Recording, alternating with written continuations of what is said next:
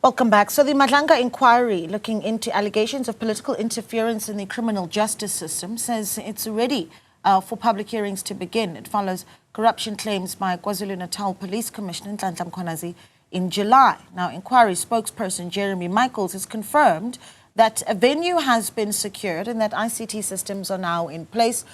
Proceedings will begin next week, Wednesday. Well, of course, you know that you also have another process that is going to play out in Parliament, that being the work of the ad hoc committee to look into the allegations that have been made by the KZN Police Commissioner Nhlanhla Mkhwanazi. Of course, we did see that Norman Arendse has been appointed as evidence lead of that ad hoc committee. But to talk to us about how the work being done by the Commission is going to impact the work of the ad hoc committee, particularly with the placing of Mkhwanazi on the stand, we are joined by the ANC's Kusela Diko, the Patriotic Alliance's Ashley Souls, and the Democratic Alliance's Lisa Shikelin. Guys, a good evening to you. Thank you so much for joining us, and we really do appreciate your time. Looking forward to getting the views of our viewers as well. But Kusela, let me start with you. Thank you so much for your time.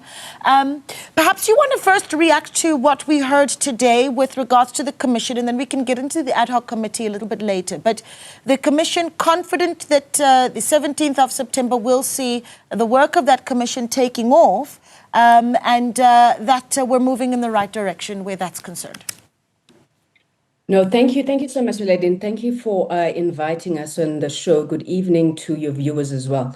I think the start of the work of the Commission should be welcomed. It was very unfortunate that they experienced the delays that they did earlier. But I do want to say that these are two separate processes that are run by two different arms of the state. And I mean, before we get into your question on how they impact each other, we're glad to see that one taking off. We are running behind in Parliament. You will remember that we had been given a period of 3 months to complete the work of the ad hoc committee. So our intention is to ensure that we finalize our process by the end of October. Hence, I think that there's urgency on our side that we get started with the hearings with the witnesses as possible. Yeah, and I know that a lot of the pressures are going to be on those time frames then, and we'll get into that in a moment. But Lisa, your response to what we heard on the work being done to get the Commission ready, and then we'll get later on into the committee. Good evening, Naledi, and to all the viewers and to my panel members, my colleagues. Well, we obviously do welcome the confirmation of the 17th of September when the public hearings will start. We were very disappointed that they did not start on time as they should have done, because this brings concrete momentum to the whole commission after the earlier delays that have taken place. And then we also really welcome the appointment of the strong witness protection mechanisms that they've put in place, because this directly addresses previously voiced concerns that we've had about evidence tampering and intimidation. And I mean, as we've seen this weekend, sadly, Boa van Niekerk lost his life. And, you know, we really do send our condolences to his family. But we have to look at these whistleblowers. We have people like Babita Deokaran, Armand Swart, Thomas and Clute Murray, Zenzelo Setole. These families are waiting for justice, and we need to make sure that they actually get answers to their questions. Yeah, and Ashley, just your view on what we heard on the work that will be done by the Commission. We also did hear that some of the evidence that will be given, some of it will be done in secret. And of course, Lisa, talking about the importance of that witness protection. Yes, good evening, Lady, and to my fellow panel members and to your viewers. I think what's important is that we shouldn't rush to start. It's important to prepare to start. And I think we can all celebrate as a country that we are now prepared to start both the ad hoc committee and the Commission. And both sides, we had teething delays, but now we are prepared to start. And we can be happy and excited about that. Okay. Now let's get into some of the, I suppose, logistical pieces that need to move here and really how they impact the work of the ad hoc committee. Kusela, and I'll bring this one to you. Of course, a lot of the interest from the public is going to be wanting to hear the the testimony, for instance, of Nhlanhla Mkhwanazi at the commission, but also with the ad hoc committee. But it seems that you've got some scheduling difficulties here, and I don't know what you make of that with the tight deadline that the ad hoc committee does have to deliver recommendations by the end of October. No, indeed, Naledi, and I'm glad you used that term of scheduling difficulties. I think what we have seen in recent days has been commentary that seems to indicate that either Lieutenant General Mkhwanazi is refusing or is resistant to appear before the committee, and I can confirm that there is nothing of that nature. We do want to put it on the record that the Lieutenant General did respond to the correspondence from the ad hoc committee requesting him to appear before the ad hoc committee. And unfortunately, because of these scheduling difficulties, that proved to be difficult. Now, I think the challenge that it's posed, Naledi, is that there's no way that our committee can start without hearing the evidence. And I want to use evidence now that Lieutenant General Mkhwanazi would want to put before the commission, before the committee, because you know that, he had raised these allegations in a media briefing. They were not under oath, and we're asking for a sworn statement now. And it's on the basis of that, then we can then look at any other witness that we need to bring on board based on what he would put before the committee. I want to agree with Honorable Sauls, Ashley Sauls, on the importance of the preparation. This committee, a lot of people are looking to it, and they do want to get to the bottom of the issues. And it's it's very important that as a committee, we are as prepared as possible. We understand the issues as they're being raised, but also we go and look at whether we need any additional support. The committee is still to decide whether we need any experts to come and speak to us on the workings of the criminal justice system to ensure that we interrogate as much as possible in the work that we do. Yeah, Lisa, do you want to add your bit? Kusala, they're essentially saying that it really is difficult for the ad hoc committee to continue with its work without, in fact, starting with hearing evidence from Lieutenant General Mkhwanazi. Yeah, indeed.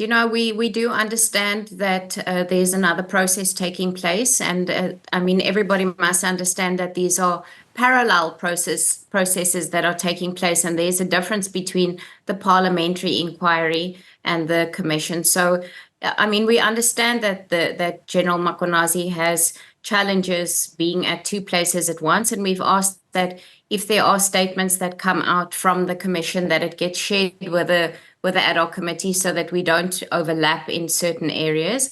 But we cannot start. So we do have a meeting on Wednesday, and I hope I know that they've written to the Lieutenant General Mkhwanazi, and to some of the other role players that we've asked to appear in front of the committee, and we hope that they will give us answers of when they will be available. But we really do, and I understand that we should be ready for this, but it needs to be urgent, and there must be decisive action and accountability, because South Africans looking at us as the parliamentary oversight body to make sure that we actually do make sure that we use all our oversight mechanisms and our internal processes are strong. So while we welcome all this, we do also want to make sure that there is some sense of urgency. The 31st of October is only 8 weeks away. We do not have a lot of time. Yeah. There is a weaker constituency period during this time, which we've asked to remain behind the ad hoc committee to make sure that we complete our interviews.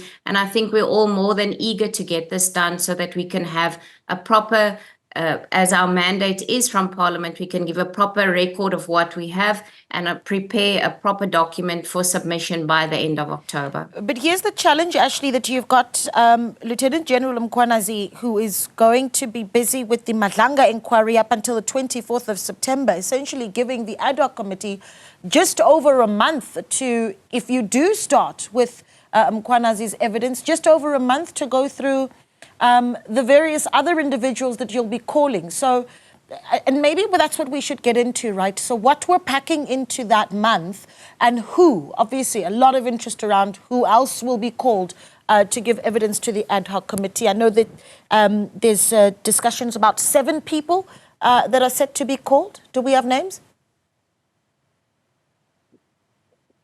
Well, Naledi, firstly, I think it's important for your viewers to know that these two processes are both equally important. Yeah. And we should be happy about the fact that it's two processes running concurrently. Two is better than one. So we are able to then be more precise. And of course, with that comes its challenges, such as now for the ad hoc committee to start, we must start with General Mkhwanazi. The commission also wants General Mkhwanazi to be the first witness. So that's the challenge. But he's already been in consultation at the commission. So that process has already started. But we are happy that we've heard the spokesperson say in the update that they are committed to, they are knowledgeable of the fact that the ad hoc committee needs to have Mkhwanazi appear, and they are willing to ensure cooperation in that regard. We have written, the chairperson has written again, we're expecting response from General Mkhwanazi for an earlier time than the 24th. And by the sound of what the spokesperson has said, there is a commitment to ensure that that will happen. So hopefully it will happen before the 24th, that we will be able to have General Mkhwanazi. And then nothing stops the ad hoc committee, of course, if we are unable, with good reason, to meet the deadline, to then consider extension. But the commitment is to ensure that we get to the truth without fear and without favor. Yeah, and I can tell you the public interest is just palpable to see the work of the ad hoc committee as well as the commission. We're going to take a short break. We'll continue with this discussion, though, on the other side of this. You're welcome to be part of it as well, though. Give us a call on 010-5946-010. Send us a WhatsApp on 072-110-5584. Back in a moment.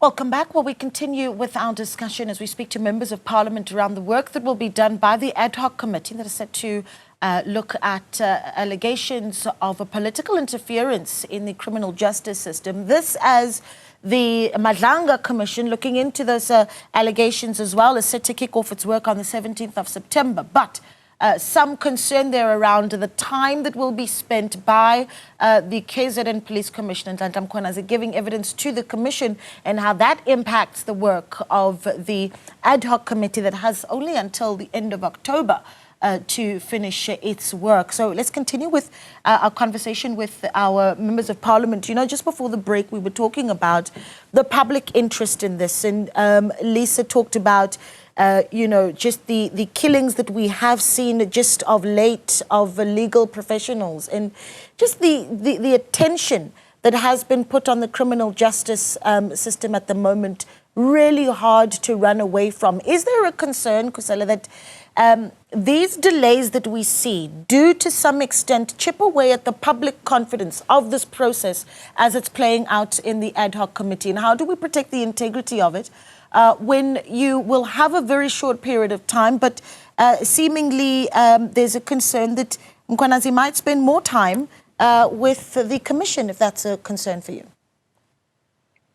Yeah, Naledi, I hope it is not denting any public confidence in this process. As I indicated earlier, these are really just scheduling difficulties that we're facing, and I think we can almost assume it will not only affect Lieutenant General Mkhwanazi, but perhaps even other other witnesses that we are likely to call as Parliament, as well as the Madlanga Commission. Now, the ad hoc committee has discussed this matter. Obviously, we do have an opportunity or an avenue to write to the Speaker to request an extension of our work. I think it's important to make the point that this is not going to be a roughshod job just to meet the 31st of October deadline. Yeah. We intend to pursue what needs to be pursued, the justice that must be seen and delivered for the people of South Africa, and we are not going to obviously rush these processes. But also, when it comes to the integrity of the process, I think one of the things that Parliament has, or at least the ad hoc committee has resolved to do, is to ensure that there is public participation in the ad hoc committee. And in that regard, we will be issuing a call for people who may have information that want to engage with the committee on these matters. And obviously, again, we will follow the process of sworn statements, because we do want to deal with evidence that's given under oath. The last issue that I just wanted to raise, Naledi, you asked who are we looking at inviting? Yes. Our starting point is what General Mkhwanazi would have said, and obviously the role players that he would have mentioned. Now, some of them, as you know, are currently incarcerated, but the law does allow us to have that person appear or those persons appear before the committee. We will also be looking at the leadership of the SAPS from the former Minister, General Nhlanhla, the current minister, the deputy ministers, and obviously senior leadership, including General Masamula, the General Sibiya, and any other person that then from the evidence that they give, the committee deems necessary to bring forward before it. Yeah, very interesting that, and we appreciate the list of who it is that you'd want to see appear. Perhaps, Lisa, you'd like to give us your view as well on who it is that you think also needs to be called to the ad hoc committee. Thank you, Naledi. I think I just want to add in there, I think it's important to note that we've got external counsel assisting us, and that is Advocate Norman Arendse, who will be the chief evidence leader. And I think that adds to the value of this committee and the knowledge that there is. So while we really do welcome that input from them, even though it is a parliamentary oversight body, we did ask that we have the assistance of this. I think that can give South Africans a little bit of comfort that we're going to make sure that this is dealt with correctly. As my colleague has said, you know, we really would like to hear from General Mkhwanazi. I think he would be obviously the relevant starting point, but he raised concerns and he named names. And we should make sure that the people that he named originally in the well, I don't know, let me say the live broadcast that he held, that we make sure that those people come and give their side of the story. He named people like Mr. Brown Mokgotsi that we would like to see. He named General Sibiya, which I think is important to start with. And we do know that there's a process ongoing with him. And it's important for us to hear from all of these role players so that we can get clarity on what is going on. We must make sure that this is a swift process, that it's not drawn out, that it is not expensive. And we want clear, prompt accountability for any officials that are implicated. So if any of the top brass of the SAPS or justice system are implicated, we want to make sure that there's accountability and that we see accountability from them, from the government, and that there's a stance taken against these people. Yeah, you know, when you talk about a stance, though, what you're going to get is a lot of interest as to what happens after this process has played out, right? And just the weight of the recommendations of the ad hoc committee, how far those can go. And perhaps if we can fast forward to what that does. I mean, part of what we saw today with the commission having that briefing was the question around what happens once the commission has finished its work, its recommendations, and we heard from the commission's evidence leader that those recommendations will be handed over to the president, and it is then that the president will decide what happens with those recommendations. Now, I don't know how much confidence that gives to yourselves as you listen to that. Ashley, I'll give that to you.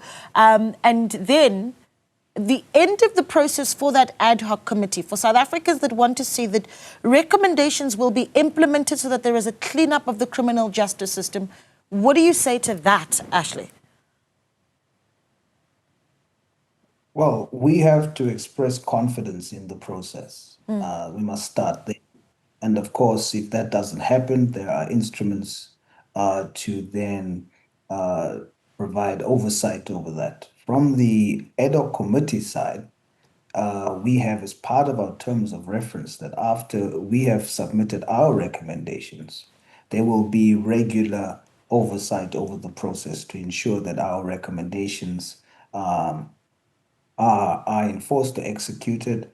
And then, of course, our normal parliamentary functions on the matter through oversight. So we're not going to just submit a report and then let it be. From the ad hoc committee side, we are all committed as part of our terms of reference and as individuals representing constituencies to ensure that things are actually and action are actually taken. And we can also do or take action within our own right as different political parties if need be. But one thing that the country, the citizens can be sure of is that we are not going to just use this as a tick box exercise. We are serious about it. We want to get to the bottom of it, and we are going to ensure that there is action taken. Yeah, I want to take a look at a few WhatsApps that have come in from our viewers as we continue this discussion. And of course, we'll wrap it up in just a moment. But Oscar sent in a WhatsApp that says, evening, Naledi. I do trust the Commission more than I do the ad hoc committee. Parliamentarians want to outshine one another and trend while the Commission will come up with recommendations. Oscar, thanks for sending in that message. Patrick Mahlangu says, Naledi, there's no way that General Mkhwanazi can start such allegations and refuse to attend the Commission. He will come. Okay, thank you so much for that. Anonymous says, hi. Hopefully the Commission will be allowed to run fairly and the action from the findings will be taken on the spot. We have so many commissions without any arrests. All we are told is the money recovered, but perpetrators are free, yet millions are spent. Another WhatsApp there. And you see the messages, Lisa. Perhaps you can give us your thoughts on what you say to the viewers that are saying, at the end of the line, at the end of the ad hoc committee process, how we restore confidence that, well, we're going to actually see accountability. Thank you, Naledi. I mean, I think as an ad hoc committee, we're all committed. All the members on this committee are very committed, and we've really come together. And if you look at the terms of reference, we really did debate them quite extensively to make sure that we get the best outcome for this ad hoc committee that we can, to offer the best outcome to South Africans. And we really want to make sure that these issues are not buried, and that the recommendations are acted on swiftly. And if charges are to be laid against anybody, that they lead to prosecutions, we welcome that. And we want to make sure that there are prosecutions that come out of it. And if there's necessary reforms that must take place in the South African judicial system and in the top brass of the SAPS and in the SAPS's processes, we would like to see those reforms take place so that we can ensure that South Africa has a justice system that works with South Africans, and that we have a SAPS that ensures that all the citizens in our country are looked after and feel safe in their homes at night, and that whistleblowers feel free to come forward without fearing for their lives. I've received an email earlier on from a gentleman that said to me, he's really fearing his life and he's not really involved in such a difficult situation. So if normal people, just normal South Africans, are feeling the brunt of coming forward with knowledge or with information that could potentially open up other avenues, we must make sure that we have mechanisms in place to protect everybody, to make sure that no harm comes to them,